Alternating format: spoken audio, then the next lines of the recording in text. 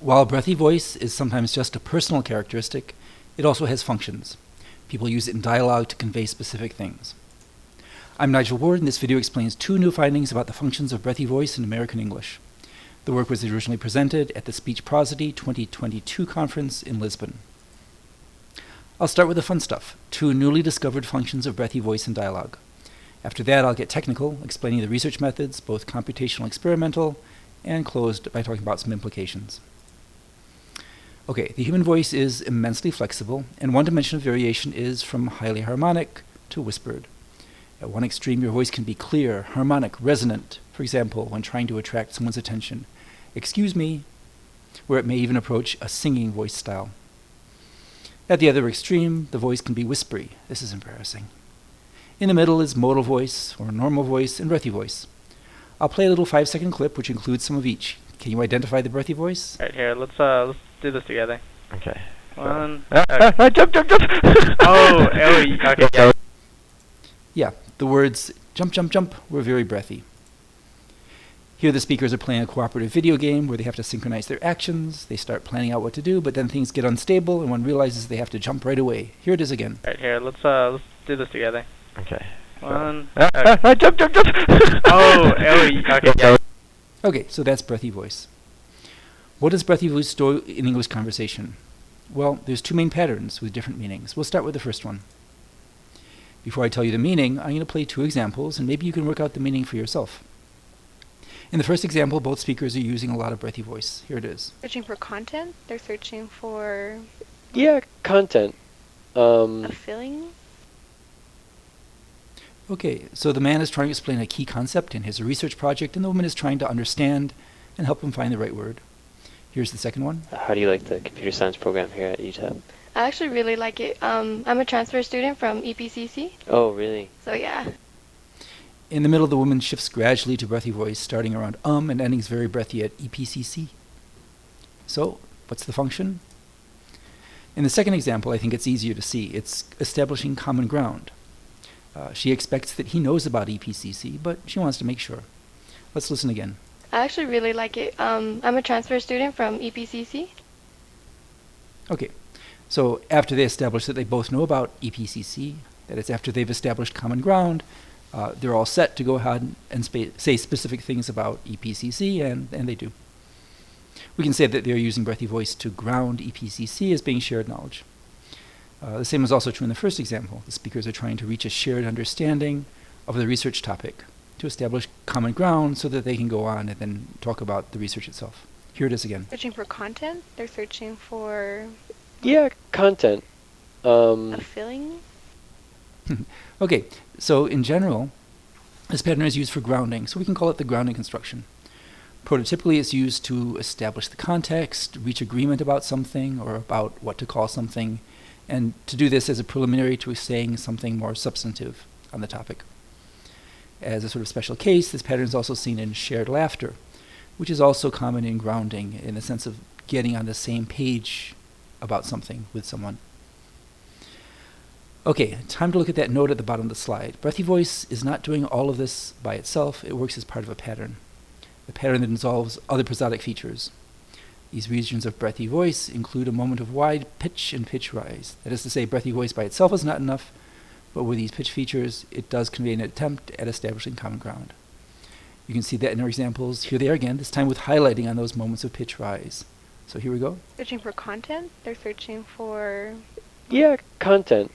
a feeling. Okay, some of those are pretty small, but in the second example, I'm a transfer student from EPCC. all right, that final rise is really pretty clear. If you plot out the F0, you can see the pitch rising. So this example here might be described as an example of uptalk. Some people have described uptalk as kind of weird. It's not a question, but the pitch goes up. How can that be? How confusing.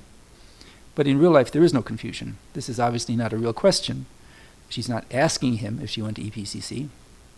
Maybe if the breathy voice were missing, I'm a transfer student from EPCC. You could imagine some strange memory loss scenario. Without the breathy voice, yeah, it could be a question, but that's not how she said it. In general, I think the presence of breathy voice can distinguish the rising pitch of grounding from the rising pitch of questions. So that wraps up our first pattern. The second pattern involving breathy voice is what I call the self-directed construction. In general, people in conversation not only talk to other people, they sometimes talk to themselves. Even in conversation. There may be times when your words are directed less to your interlocutor than to yourself. These could involve musings, sort of side comments, or flights of fancy. Here are some examples. In the first one, Think about, so I can write it up in the document to where we're going to give to the taggers. okay, it's starting to get slightly breathy towards the middle, as you see with the dotted underlining. Here the speaker's acknowledging a suggestion from his interlocutor, and then he appears to be sort of momentarily withdrawing from the conversation to add it to his mental to-do list. Second example. And like, I can just imagine being a part of something like that. It's pretty... Yeah, that would be amazing. Right, here, talking about possible career options, the speaker has described a dream job, and it almost feels like he's withdrawing from the conversation for a moment to visualize that possible amazing future for himself. All right, so these examples are admittedly pretty subtle. I think that in most sit-down conversations, people never really 100% will tune out the interlocutor. But in other situations, it can get a little closer. So imagine we're cooking together in my kitchen here. I could say, could you measure the sugar? I think we'll need, wait, let me check. Okay, 2 tablespoons. So the aside, wait, let me check, that gets a little bit breathy. It shows you that I'm not talking straight to you for the moment. This is almost more for me. At the conference, I invited the audience to pair up and perform a little skit, to turn to the person next to them and do a greeting with an interpolated comment and how hot the room was. And then I asked them, did it sound breathy in the middle? 90% of the pairs reported that, yes, that self-directed interpolation did come out more breathy. It certainly does for me. Hello. Oh, wow, it's really warm today. So how are you? This is all very anecdotal. I'll give the real evidence later. But overall, it seems that breathy voice can mark self-directed speech. How exactly? Well, once again, it's not breathy voice alone. Rather, the pattern also involves a wider region of low pitch and significant pitch range, typically with some creaky voice in the vicinity. Okay, so to summarize, 2 important functions conveyed by breathy voice: marking common ground, or attempts to find common ground, and marking self-directed talk. These 2 functions are the new discoveries here. But I should mention that breathy voice can also be used for other things, to mark priority or urgent or off-topic utterances, as we saw in the opening example. It can be used to mark exasperation. It's also common in laughter and laughing speech. And it may also have paralinguistic or sociolinguistic or other functions. Okay, that wraps up the first part of this talk on the functions. The rest of the talk is more technical. The research methods, experiment, and some implications. So, you may be wondering, why are these new discoveries? Why has no one before ever documented how English uses breathy voice for these purposes? Well, one big reason is that breathy voice is not something that people, even phoneticians, are used to hearing and describing explicitly. Subconsciously, of course, we can hear it in dialogue and react appropriately, but to explicitly describe and measure the percept is a real challenge. So in this research, we used 3 weapons: a corpus, a feature detector, and a workflow to overcome this problem.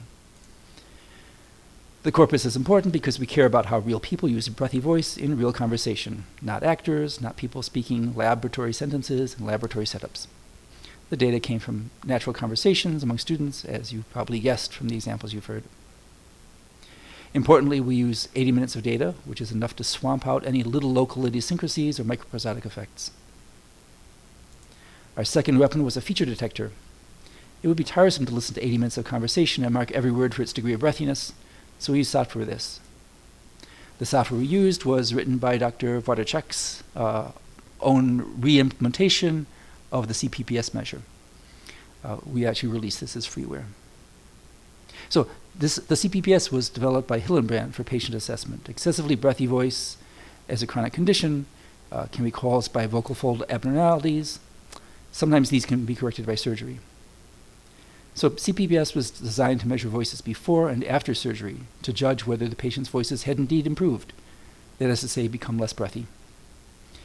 CPPS is not a really great measure of breathy voice. The correlation is only about 0.36, but it's the best there is. Here's an example of the output of CPPS given the first 10 seconds of a conversation. It's inverted so that the value displayed is higher at purportedly more breathy moments. I'll play the first 10 seconds, and you can listen and judge how well this measure corresponds to your own perception of breathiness. It's, let's see, is it Jennifer? It's Jennifer, right? Yeah, Okay. it's Matt, right? Yes. Okay. Okay. Well, so how you doing today, Jennifer?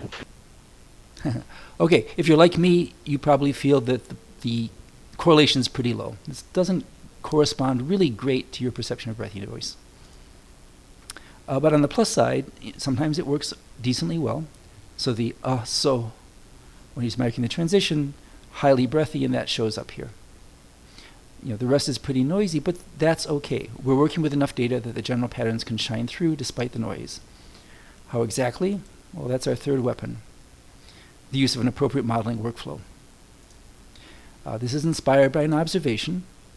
Breathy voice by itself means little. We know this because we applied CPPS to the data and looked at places where it judged high in breathiness.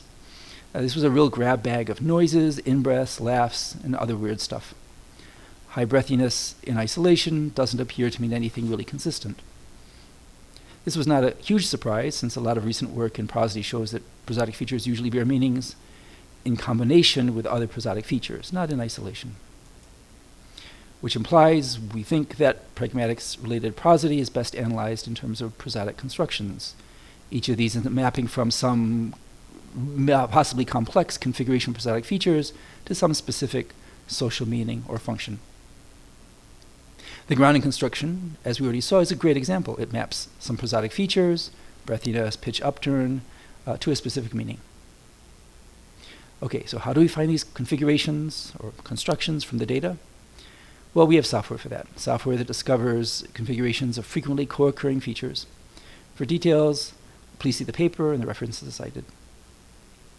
Once we discover these configurations, we figure out what each means. Let's look at two examples. This diagram shows the loadings on 6 prosodic features stacked vertically for various intervals with time on the x-axis for one of those configurations. This was automatically generated, but we can interpret it easily. Focusing down, we can see that the CPPS is low throughout. That is to say, the pattern involves a decent span of breathy voice. And the second thing we see is that there's a pitch going wide and then ending higher. So the pitch involves a pitch rise, which is exactly the grounding pattern we saw earlier. And our second example may also look familiar. Short region of breathy voice within a 3-second or more region of low pitch, rather wide pitch, and slightly creaky voice. The self-directed speech construction. So the software discovered these patterns, but then we need to figure out the function of each pattern. To do this, we observe what's going on in the dialogues at times when the pattern is strongly present. This took a lot of listening. Actually, after listening to just a dozen examples, including the ones we heard earlier, we started to notice commonalities, which we then wrote down. One could call this an open coding or qualitative inductive approach. Then we listened to more to see which tendencies were truly general, and then verification. Let's go back. So the verification step involved lots of listening to lots and lots of listening examples. But we needed to make sure that the meanings were not just our own hallucinated perceptions. Were these things that really native speakers, like any native speaker of English, would hear and feel that, yes, this indicates grounding, or this indicates self-directed speech. So Ambika set up an experiment to test this. We had crowd workers listen to clips and identify the meanings that they heard.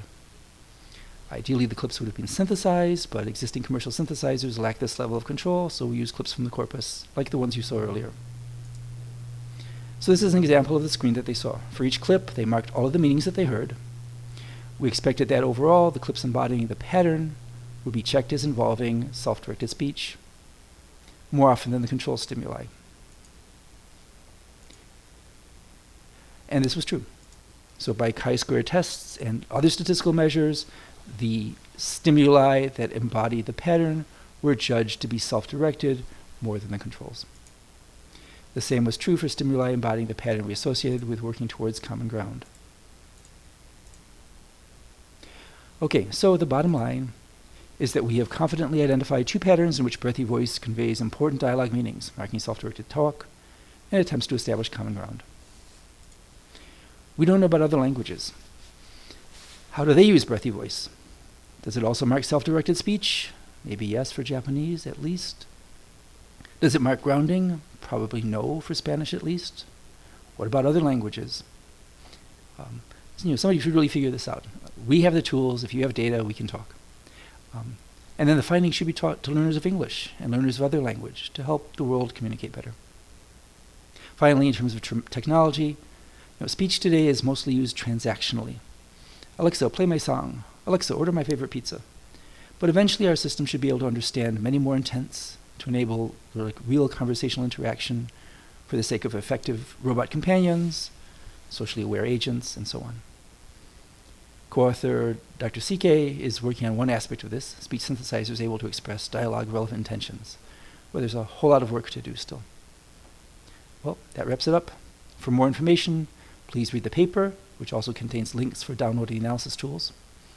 And if you're interested in breathy voice more generally, there's a great overview of the articulatory aspects, lingual health's video on the vocal folds in action, and you can also check out Dr. Laveau's video on phonation modes, which is part of our Prosody tutorial series. Oh, that's it. Thanks for watching.